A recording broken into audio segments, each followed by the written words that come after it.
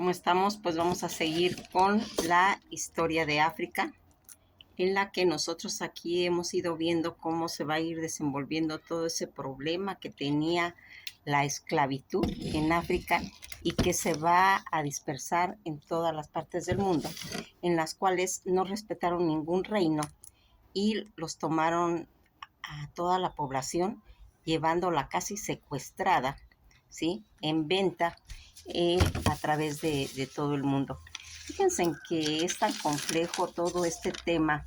en el que nosotros nos hemos ido pues desarrollando en el aspecto de toda esta trayectoria que va a llevar esto de la eh, abolición, en la que se va a ir haciendo. Ya habíamos hablado que ya desde 1807 había estado ya marcado todos esos conceptos en el Reino Británico, y que todo ese tráfico de esclavos, ese negocio de plantaciones que se daba especialmente en el Brasil, y que va a ir haciendo que todo ese comercio ilegal se empiecen a hacer decretos de, de esa ley que va a ocurrir en Brasil, popularmente conocida como Ley Viscondo o do Río Blanco, Bronco, o como Ley del Vientre Libre, la Ley del Vientre Libre o la Ley de Libertad. Esto es muy importante, que más adelante vamos a ir platicando, para que veamos cómo se van a empezar a alterar todos eh, las fechas de nacimiento de las personas, para que quedaran libres de que hubieran nacido antes de 1871. Van cambiando las fechas de su nacimiento y van a hacer que todas estas personas, estos personajes que van a ir surgiendo a través, como Silva Chatín, que es un, un republicano que está en Sao Paulo, y que va a vender todas sus propiedades por más de 500,000, para poder manejar todo este movimiento que se estaba dando. Y ya habíamos dicho que Patrocinio, él va a morir en 1906, y Silva Chaptin va a morir en 1891. Toda esta gente que estaba interesada en que se hiciera la abolición de Brasil, pero que no se podía por la necesidad que se tenía alrededor de todas estas plantaciones, que era indispensable la mano de obra, y que ya en el resto del mundo ya se había cambiado todo este signo de situación, porque ya había entrado la época de la revolución industrial, y entonces ya no se requería tanta mano de obra. Pero en Brasil sí, porque ahí estaba toda esa zona de hacendados, en los que se va a ir viendo esas características que va a tener Brasil. Aquí todas esas necesidades de esclavitud que tenían, y que van a ir haciendo que se haga como una ley de autorizar, de que se haga una supervisión en los océanos, de que todos los barcos que tengan pues contrabando de gente, se pueda por medio de la Armada Británica, que tenían pues una supervisión en especial tanto Portugal como Brasil. Todo este tráfico o esa intervención política, en la que se estaba haciendo que se detuvieran a todos los barcos y pues llevarlos a la corte para evitar toda esa situación. Aquí se va a dar ciertas características en las que, fíjense, en lugar de indemnizar a todos los esclavos, están indemnizando a todos los hacendados, porque ellos decían que ellos habían invertido una gran cantidad de dinero en comprar todos esos lotes de persona. Y aquí va a haber pues un juez en el que va a terminarse, porque le llegaban todos los lotes de todos esos títulos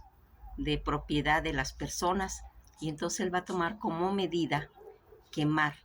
quemar todos esos archivos de todo ese tráfico de esclavos para que ya se acabaran esos pleitos. Pero ¿qué es lo que va a ocurrir? Fíjense en que efectivamente sí se pudo detener todas esas demandas, pero automáticamente aquí va a desaparecer ese archivo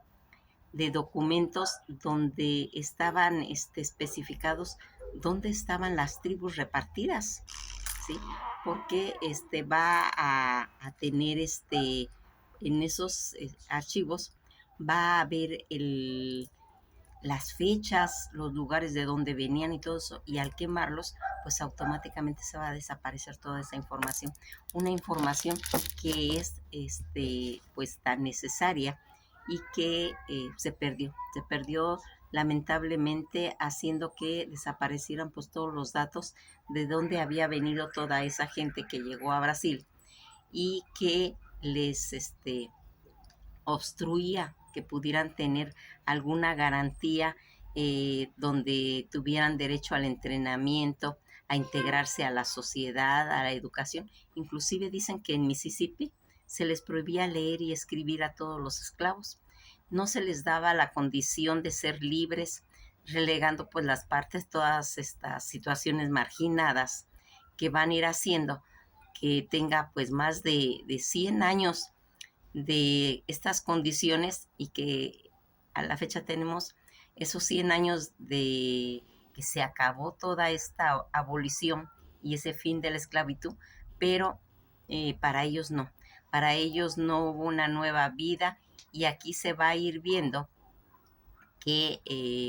todas esas situaciones ventajosas para todos los hacendados no tenían ningún derecho todos los esclavos y eso es lo que va a formar una brecha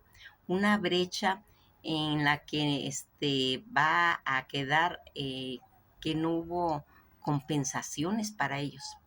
y va a perpetuar el concepto de prejuicio, esa brecha de que se abre. Y aquí va a empezar todo ese colonialismo en el que, y el reparto de África, en el que fíjense en cómo era. Hagan de cuenta que habían unos mapas en los que se ponía pues un botoncito rojo. No quería decir que ya lo tenían ocupado, sino quería decir que se estaba considerando como un mapa de todas esas posesiones, de ese reparto que se iba a empezar a hacer en África. Era una situación que se manejó por mucho tiempo, porque si nosotros vemos los mapas de 1888, vamos a ver que hay posesiones africanas, pero muy ligeritas. Eso es como por los bordes, que todo eso estaba en 1880. Había bordes realmente de expansionismo pues en cuestiones de los otomanos, de los portugueses,